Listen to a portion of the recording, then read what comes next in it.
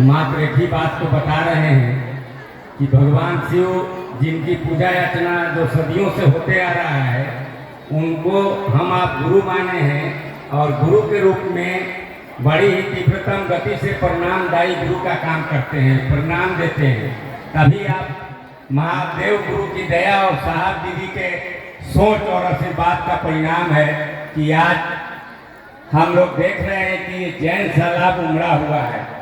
हमारे जो यहाँ के आयोजक हैं, हमारे माननीय अखिलेश बाबू और शिवपूजन भाई के यहाँ तक सोच और प्रयास से यह कार्यक्रम हुआ है। और जितना पंडाल बढ़ाया जाता है, हम लोग हर साल देख रहे हैं कि जितना व्यवस्था किया जाता है, साहब बोलते हैं कि आपका यहाँ कुछ भी नहीं चलेगा और इस कार्यक्रम में कोई गुरु नहीं है, महादेव गुरु हैं और महादेव ही नियंत्रण करता है, नियंत्रण करते हैं। तभी आप देख रहे हैं कि जितना अन्य जगह भीड़ लग, जितना अन्य जगह आदमी आते हैं, उतना से ज़्यादा अभी हम लोग के ये कार्यक्रम में गाड़ी आए हैं। सचमुच में आभास हो रहा है कि साहब यहाँ उपस्थित हैं। साहब जब का महोत्सव होता था तो हम लोग जाते थे, कलकत्ता भी गए हैं, दिल्ली भी गए हैं, हर जगह जाते थे। तो जितना गाड़ी साहब के महोत्सव में आता था, उतना गाड़ी यहाँ आया है। इसी से हम आप अनुमान लगा सकते हैं कि साहब का ऊर्जा यहाँ आया है, साहब अप्रोक्त रूप से यहाँ उपस्थित हैं। तभी हमारे भाई बहन कष्ट में सह करके, यहाँ कोई व्यवस्था उतना नहीं है जितना होना चाहिए।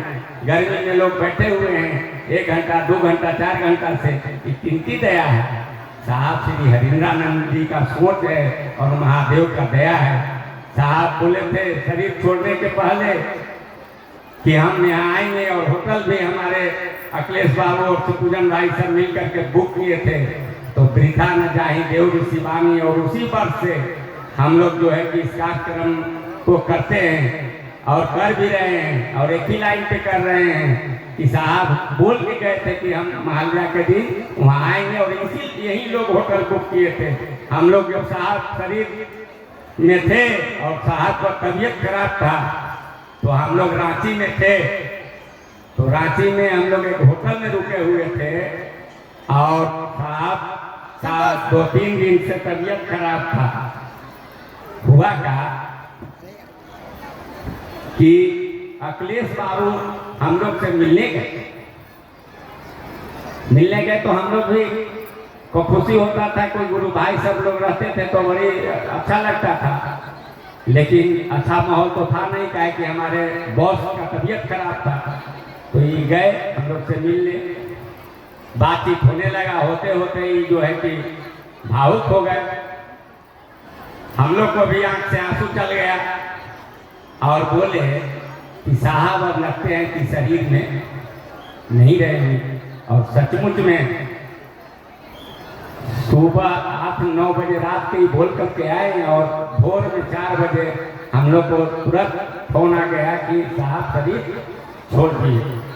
और उसी समय से हम लोगों ने महादेव के दया और साहब दीदी के आशीर्वाद से हम लोग क्या संकल्प लेंगे, हम लोग तो कुछ नहीं संकल्प लेंगे, लेकिन चाहत जरूर रहता है कि साहब के राह पे अपना कदम को बढ़ाएं। साहब को जो रास्ता बताए हैं, व्यवस्था जो दिए हैं, उस रास्ता और व्यवस्था में हम लोग आगे चले। उसी समय से हम लोग यह संकल्प लिए थे कि हर महल्ला के दिन साहब के आगमन के उपलक्ष्य में, साहब के आगमन के समझ जाइए कि स्वागत में हम लोग इस कार्यक्रम को रखेंगे, और रख भी रहे हैं।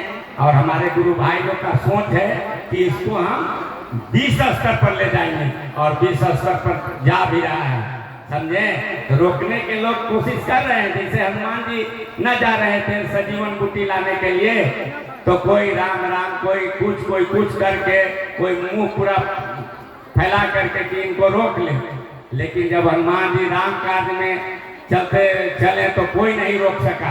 और राम जी के भी समझ जाइए कि बॉस हैं शिव, हम लोग शिव के कार्य में चल रहे हैं, साहब के कार्य में चल रहे हैं। साहब को भी पूजा महेश्वर कहा गया, उनके कार्य में चलने में कोई नहीं रोक सकता है, कहीं कोई विघ्न बाधा नहीं है। मेरे भाई बहनों, हम लोग केवल साहब के लाइन पे चलते रहिए। जो 3 वो काम है उसको ईमानदारी पूर्वक कीजिए और मन में वो संकल्प खाली मजबूत रखिए कि हमारे गुरु शिव हैं और मैं उनका शिष्य हूँ। साहब सब कुछ ठीक कर देंगे। साहब यहाँ हैं और साहब सबको देख भी रहे हैं। समय का अभाव है, इन्हीं चंद शब्दों के साथ यहाँ उपस्थित तमाम भाई बहनों को चरणों में मेरा